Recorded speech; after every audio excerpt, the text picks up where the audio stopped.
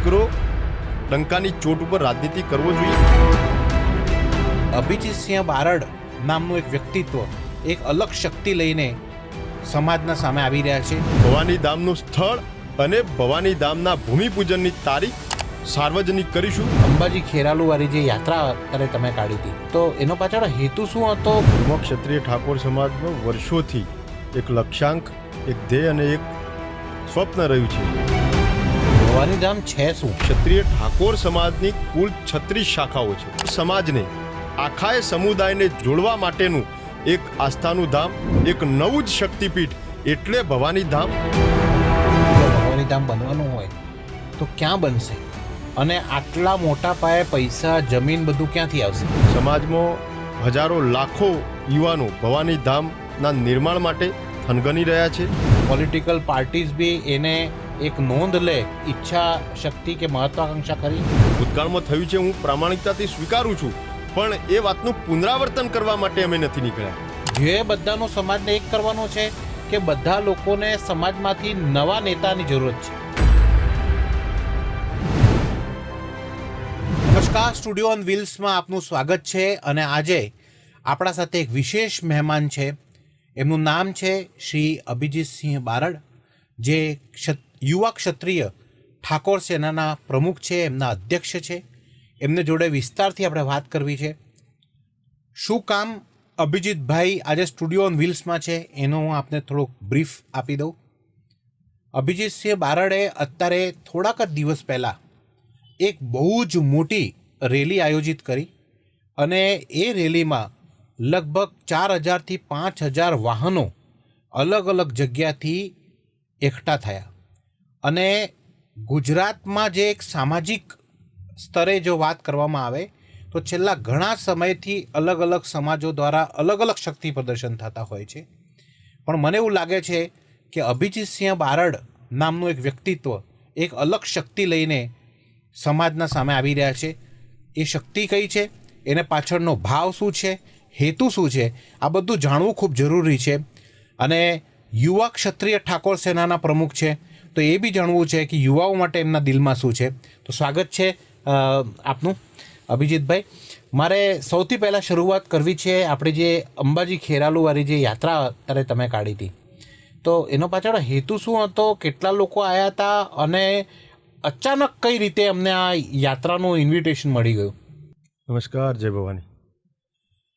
પહેલાં તો આપણે જે ખેરાલુથી અંબાજી સુધીની યાત્રા યોજી, એમાં ક્ષત્રિય ઠાકોર સમાજનો વર્ષોથી એક લક્ષ્યાંક, એક ધ્યેય અને એક સ્વપ્ન રહ્યું છે કે ક્ષત્રિય ઠાકોર સમાજની આસ્થા, શ્રદ્ધા, વિશ્વાસ અને એકતા, અખંડિતતાનું એક ધામનું નિર્માણ થાય, એ માટે વર્ષોથી અમે કાર્યરત છીએ. જેમાં ખેરાલુ મલેકપુર રામદેવ પીર મહારાજના મંદિરથી 1008 ગાડીઓના કાફલા સાથે અંબાજી ખાતે મા જગતજનીને ધજા ચડાવી અને સંકલ્પ લેવાનો અમારો ધ્યેય હતો કે શ્રી ભવાની ધામનું નિર્માણ થાય.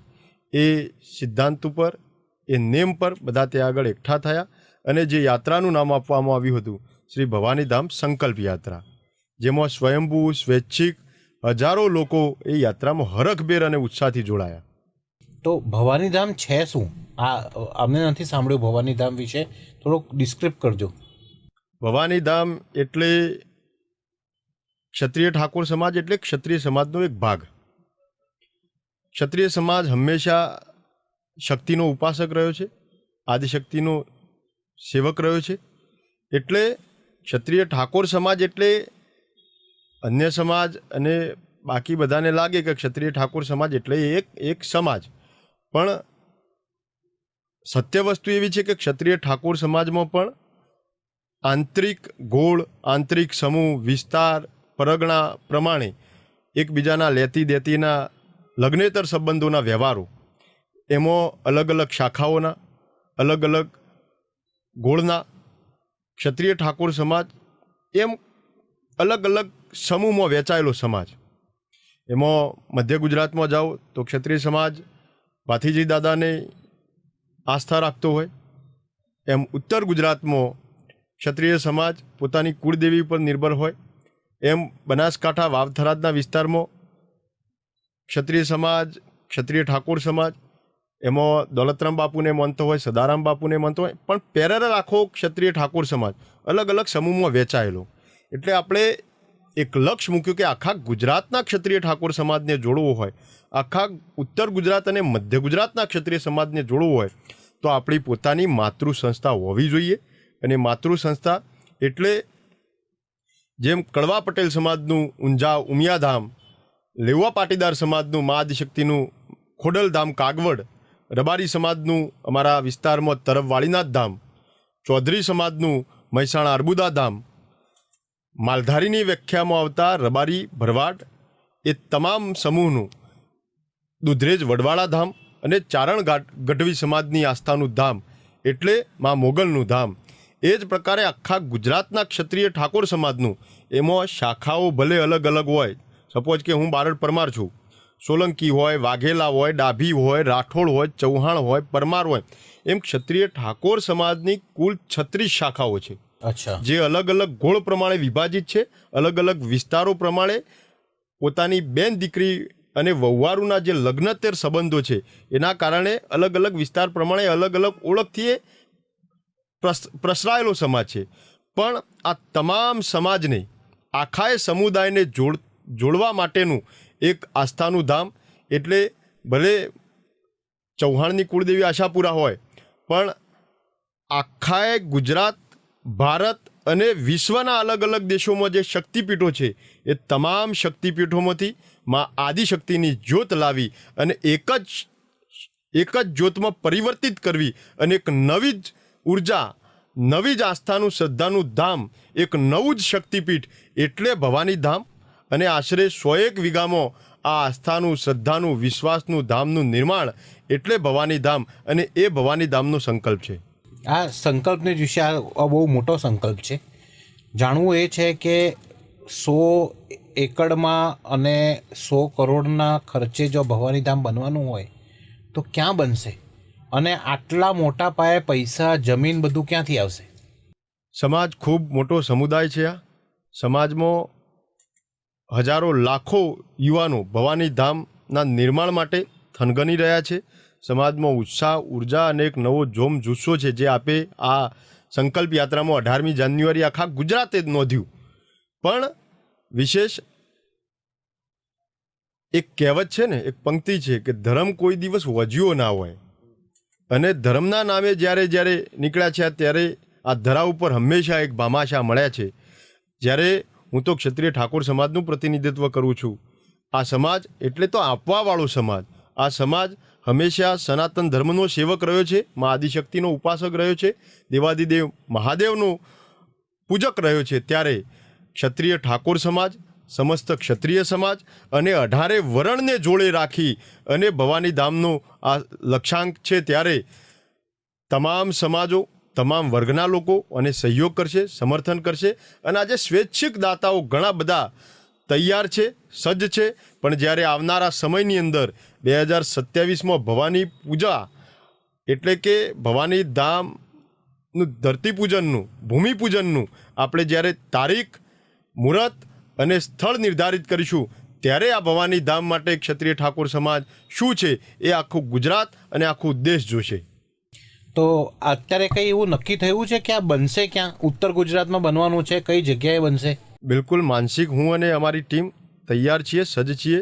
પણ જ્યાં સુધી આખા ગુજરાતમાં એ સંદેશ પહોંચાડવામાં અમે સફળ ના થઈએ કે ગુજરાતમાં તમામ જિલ્લા, તમામ તાલુકા, તમામ ગામો અને છેવાડાના ઘર સુધી કે આપણી સંસ્થા બનવા જઈ રહી છે, આપણું ધામ બનવા જઈ રહ્યું છે, આપણી આસ્થા, શ્રદ્ધા અને આપણી એકતા, અખંડિતતાનું ધામ બનવા જઈ રહ્યું છે, આ સંદેશ પહોંચાડવામાં અમે સફળ ના થઈએ ત્યાં સુધી નિરંતર આપણે સભાઓ યોજવાના છીએ, નિરંતર આપણે યાત્રાઓ યોજવાના છીએ.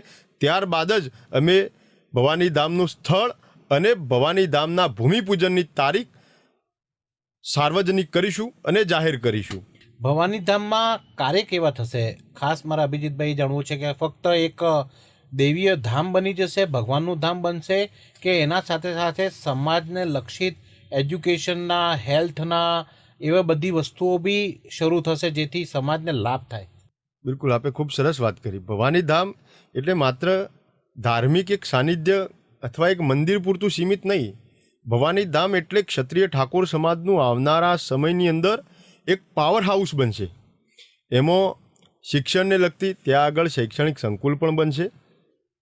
પ્રાથમિક શાળા, માધ્યમિક, ઉચ્ચતર શિક્ષણ, એના દીકરા દીકરીઓ રહેવા માટેની અદ્યતન હોસ્ટેલો પણ બનશે.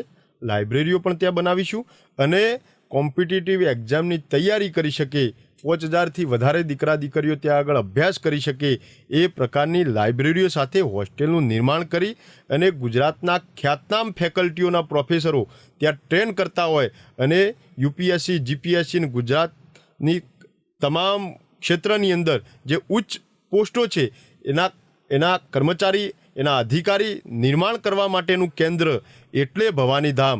અને ભવાની ધામની સાથે સાથે ત્યાં આગળ સમાજમાં અંધશ્રદ્ધા, કુરિવાજો, સમાજમાં નાની મોટી બદીઓ એને જાકારો મળે એના માટે જાગૃતિનું અભિયાન અને એના માટેનું પાવર હાઉસ અને સાચી દિશામાં કેળવણી અને એક વ્યક્તિ નિર્માણનું સેન્ટર એટલે ભવાની ધામ. અને ત્યાંથી સમૂહ લગ્નો પણ કરીશું, તેજસ્વી તાલાઓના સન્માન સમારોહ પણ કરીશું અને સમાજની એકતા, અખંડિતતા, સન્માન, સ્વાભિમાન, સાર્વભૌમત્વને લગતો કોઈ પડકારજનક પ્રશ્ન હશે તો એમાં પણ બુલંદીથી અવાજ ઉઠાવીશું. એ પ્રકારનું પાવર હાઉસ એટલે ભવાની ધામ. માત્ર નહીં કે મંદિર કે નહીં કે માત્ર એક ધર્મની જગ્યા, આ સમાજના સર્વાંગી વિકાસ માટેનું કેન્દ્ર સ્થાનક એટલે ભવાની ધામ. તો આ ભવાની ધામ તમે જેમ કીધું કે પાવર હાઉસ બનશે, એનો મતલબ તો એમ છે કે ક્ષત્રિય યુવા ઠાકોર સમાજના જે લોકો છે એમને બી રાજનીતિમાં ક્યાંક ને ક્યાંક સ્થાન મળે, એમને બી ક્યાંક ને ક્યાંક સરકારમાં સ્થાન મળે, પોલિટિકલ પાર્ટીઝ બી એને એક નોંધ લે, આવી બી કંઈક પેલી ઈચ્છા શક્તિ કે મહત્વાકાંક્ષા ખરી? બિલકુલ, હું દ્રઢપણે માનું છું.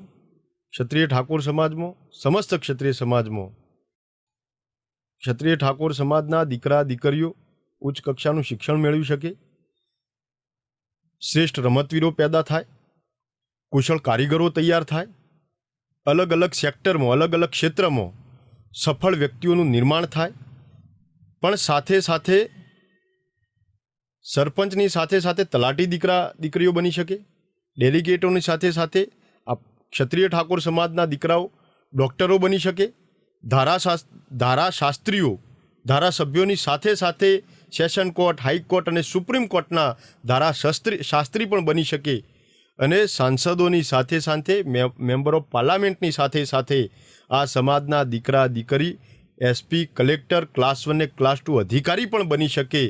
ભારતીય જનતા પાર્ટી, કોંગ્રેસ, અન્ય રાજકીય પક્ષોના પદાધિકારી હોદ્દેદારોની સાથે સાથે ક્ષત્રિય ઠાકોર સમાજના દીકરા અને દીકરીઓ ગુજરાતમાં ક્લાસ 1 ને ક્લાસ 2 પ્રોફેસરો બની શકે, અધિકારીઓ બની શકે, કર્મચારી બની શકે, અલગ અલગ સેક્ટરમાં પોતે બિરાજમાન થાય એ પ્રકારના લક્ષ્યાંક સાથે ભવાની ધામનું નિર્માણ કરવા નીકળ્યા છીએ.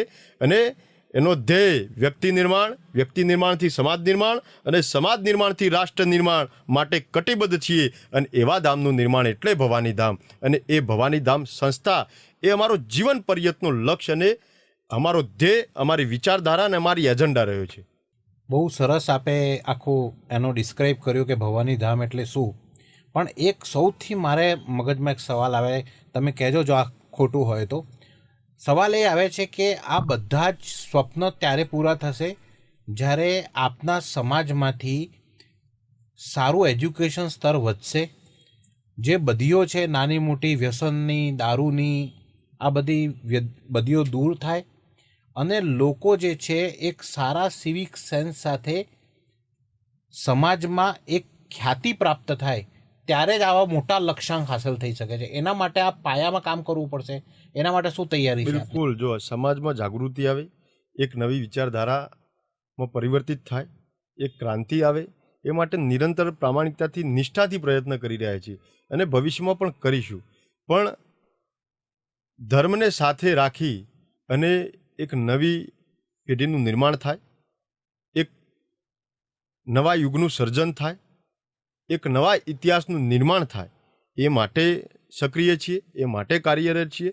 અને એના માટે જે પણ પેરામીટર રાજ્ય સરકાર, કેન્દ્ર સરકાર અને આખા માનવ જગતને શોભે અને સાજે એ પ્રકારના નીતિ નિયમને ધારા ધોરણ મુજબ આ નવી પેઢીને તૈયાર કરવા માટે અમે નીકળ્યા છીએ, ત્યારે આખાએ ક્ષત્રિય ઠાકોર સમાજ, સમસ્ત ક્ષત્રિય સમાજ, આપના માધ્યમથી હું તો આહવાન કરું છું કે આ માત્ર એક સંસ્થા નહીં, માત્ર એક ધામ નહીં, માત્ર એક મંદિર કે મઠ કે દેવાલય નહીં, પણ યુગ પરિવર્તનકારી આ ધામને સંસ્થા બનવા જઈ રહ્યું છે. ત્યારે હૃદયથી, મનથી, નાભીથી બધા સહયોગ અને સમર્થનમાં લાગી જાઓ.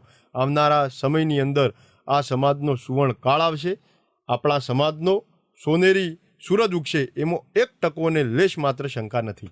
હવે મારે એમ બી જાણવું છે કે જે યુવા ક્ષત્રિય ઠાકોર સેના, આ શું એકદમ નવું જ સંગઠન ઊભું થયું છે કે 2017માં અમે જે ઠાકોર સેના સાંભળી હતી ત્યારે જે અભિજીતસિંહ બારડને અમે જાણતા હતા, શું આ એ જ સંગઠન છે?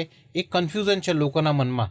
ઠાકોર સેના અને યુવા ક્ષત્રિય ઠાકોર સેના, એ થોડુંક આપ સમજાવો કે કઈ રીતે આ અત્યારે નવું છે કે તમારું આ કામ જૂનું ચાલતું આવી રહ્યું છે સંગઠન? 2015માં ડિસેમ્બરમાં અંતમાં યુવા ક્ષત્રિય સેના સંગઠનનું નિર્માણ કર્યું.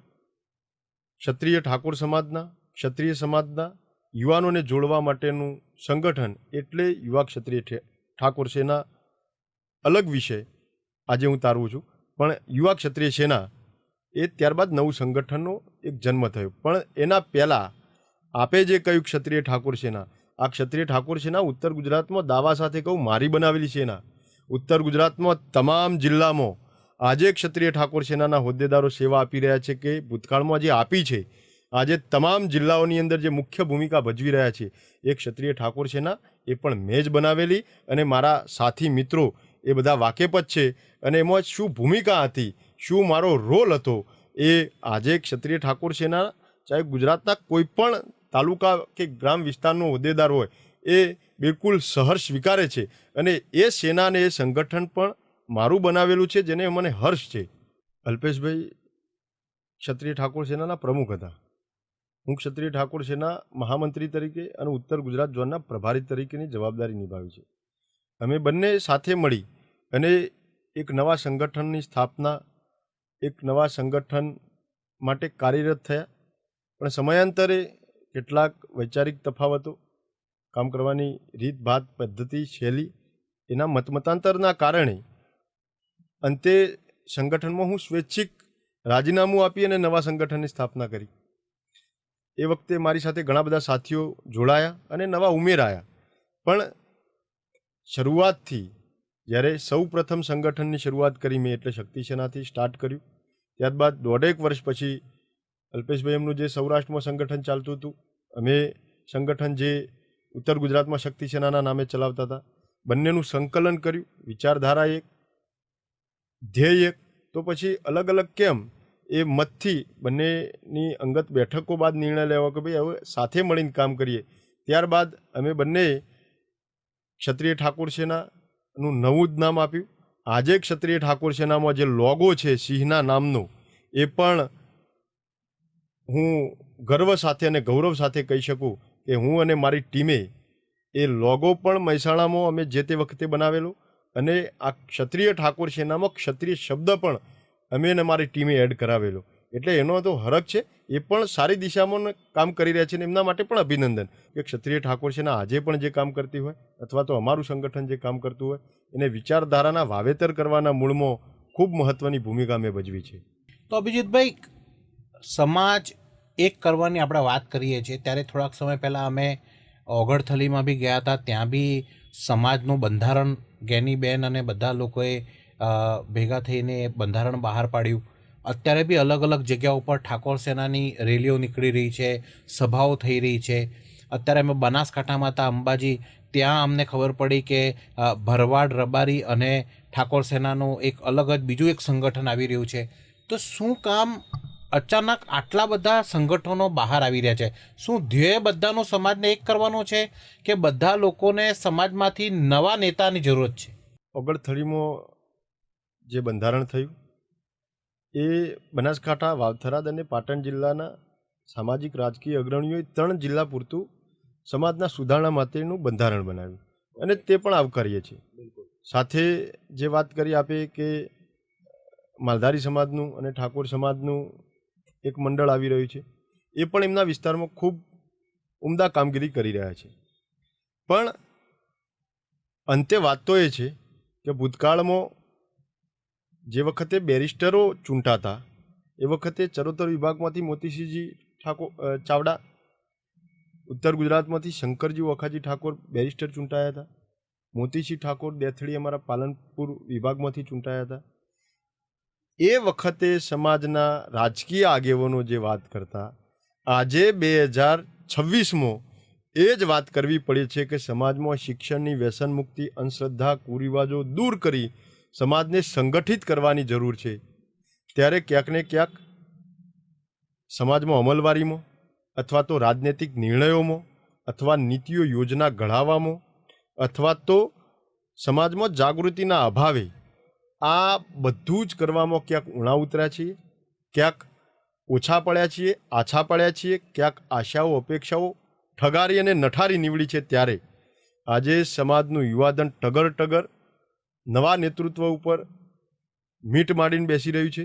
સમાજનો ખૂબ મોટો વર્ગ કંઈક નક્કર થાય, કંઈક મજબૂત થાય, કંઈક સચોટ થાય એવા આશા અને અપેક્ષા સાથે આતુરતાથી રાહ જોઈ રહ્યું છે. ત્યારે બધા પ્રામાણિકતાથી સમાજમાં એક નવી ચેતના, જોમ જોશો ને ઉર્જા આવે એ માટે નિરંતર પ્રયત્ન કરી રહ્યા છે. એટલે અલગ અલગ સંગઠન, અલગ અલગ એનું શીર્ષ નેતૃત્વ એમાં પ્રયત્ન કરી રહ્યો છે. અને એ પૈકીમાંથી હું પણ ક્ષત્રિય ઠાકોર સમાજમાંથી, સમસ્ત ક્ષત્રિય સમાજમાંથી અને યુવા ક્ષત્રિય સેના પરિવાર વતીથી ભવાની ધામની વિચારધારાના વાવેતર કરી ઠેર ઠેર સંકલ્પ સભાઓ, સમાજ દર્શનના કાર્યક્રમો યોજી અને યાત્રા યોજી આ સમાજનું એક ધામ બને, એક સંસ્થા બને એ માટે હું પણ કાર્યરત છું. એ રીતે બધા જ આગેવાનો કાર્યરત છે. પણ અભિજીતભાઈ, આ પ્રશ્ન એક અગત્યનો પ્રશ્ન છે, અમને પૂછવા માગું છું.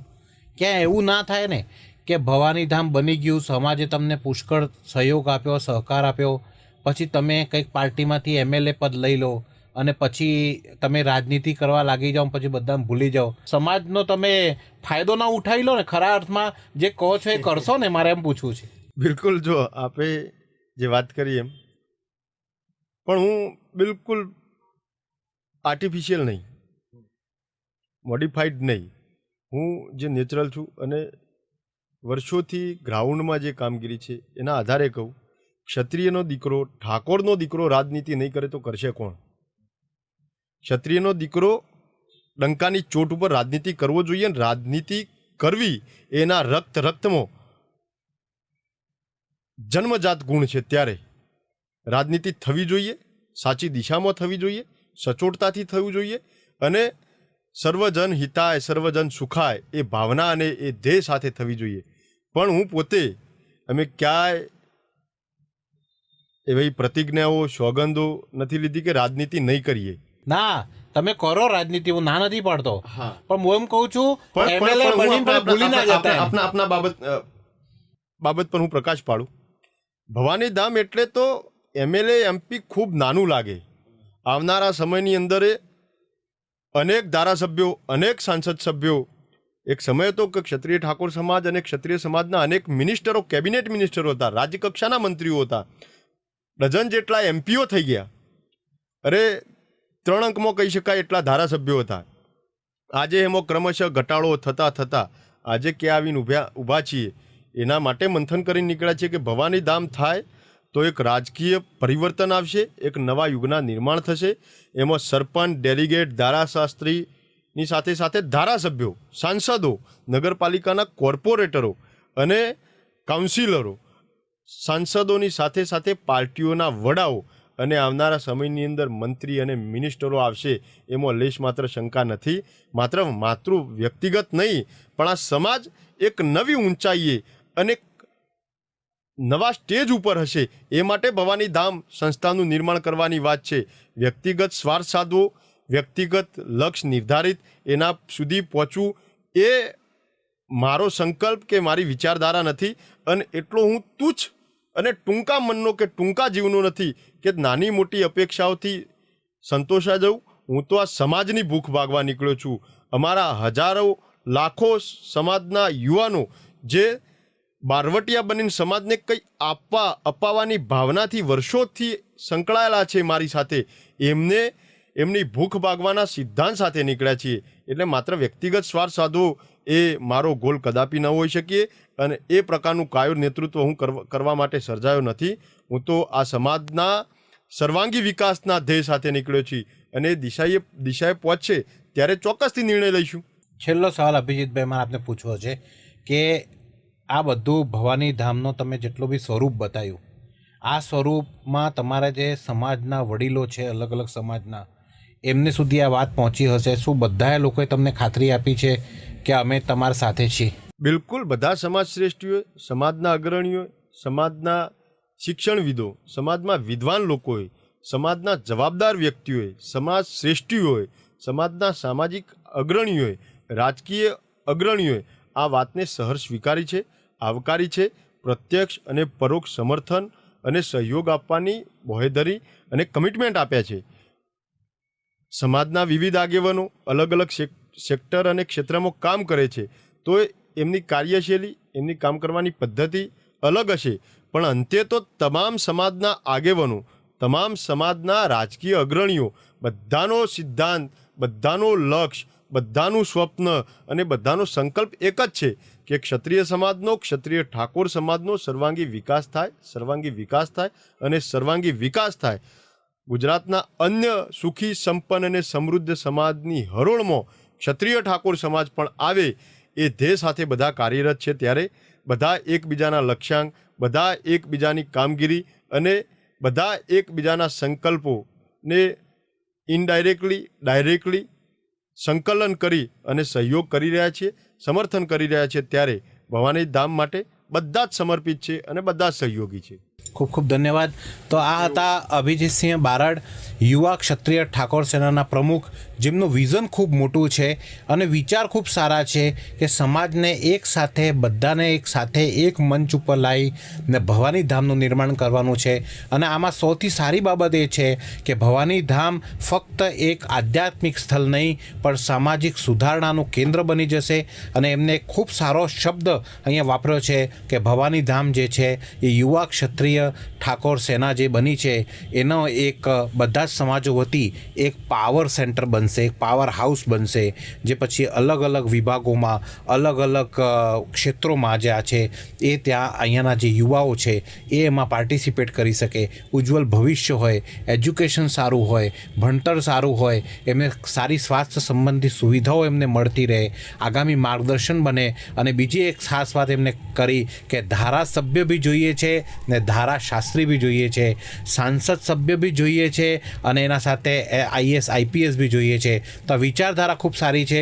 હવે જોવાનું એ રહ્યું કે સમાજના બધા જ લોકો એમને કેટલો સપોર્ટ કરે છે ને આવા નેક કામમાં સપોર્ટ કરવો બી જોઈએ, કારણ કે સમાજ, એક સારા સમાજથી જ સારા રાષ્ટ્રનું નિર્માણ થતું હોય છે. ને આ બધા જ સમાજોને આવા પ્રકારે નિર્ણય લેવા જોઈએ છે. એમાં કોઈ બેમત નથી, એમાં કોઈ ખોટું નથી. બધાને એક સાથે આવવું જોઈએ, એકતા બતાવવી જોઈએ, કારણ કે એકતા જ સૌથી મોટી શક્તિ છે. ખૂબ ખૂબ ધન્યવાદ.